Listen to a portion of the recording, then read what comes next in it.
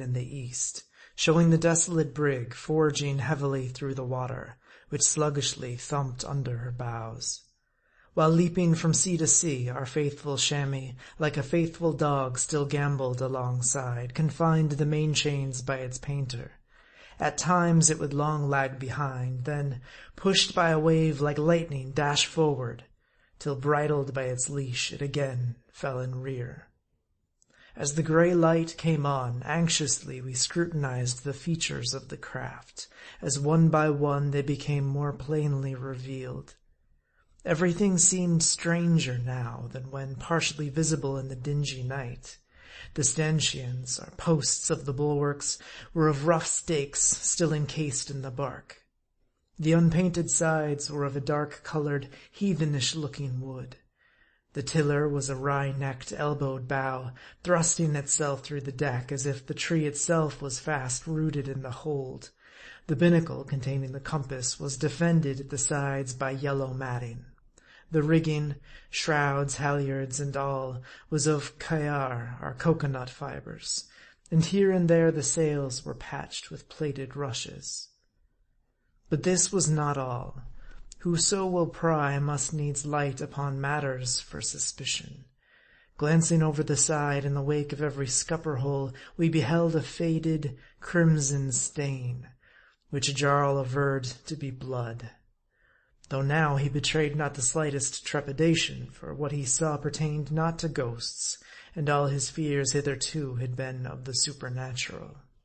Indeed, plucking up a heart, with the dawn of the day my Viking looked bold as a lion, and soon with the instinct of an old seaman cast his eyes up aloft. Directly he touched my arm. "Look, what stirs in the maintop?" Sure enough, something alive was there. Fingering our arms, we watched it, till as the day came on, a crouching stranger was beheld. Presenting my piece, I hailed him to descend or be shot. There was silence for a space, when the black barrel of a musket was thrust forth, leveled at my head. Instantly Jarl's harpoon was presented at a dart, 2-to-1, and my hail was repeated, but no reply. "Who are you?" "Samoa," at length said a clear, firm voice. "Come down from the rigging. We are friends." Another pause, when, rising to his feet, the stranger slowly descended, holding on by one hand to the rigging, for but one did he have, his musket partly slung from his back and partly gripped under the stump of his mutilated arm. He alighted about 6 paces from where we stood, and balancing his weapon, eyed us bravely as the Cid. He was a tall, dark islander, a very devil to behold, theatrically arrayed in kilt and turban, the kilt of a gay calico print, the turban of a red China silk. His neck was jingling with strings of beads. "Who else is on board?" I asked, while Jarl, thus far covering the stranger with his weapon, now dropped it to the deck. "Look there, Anatu," was his reply in broken English, pointing aloft to the foretop, and lo, a woman, also an islander, and barring her skirts, dressed very much like Samoa, was beheld descending. "Any more?" "No more." "Who are you, then, and what craft is this?"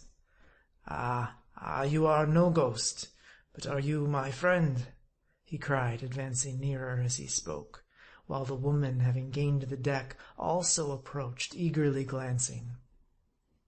We said we were friends, that we meant no harm, but desired to know what craft this was, and what disaster had befallen her, for that something untoward had occurred, we were certain.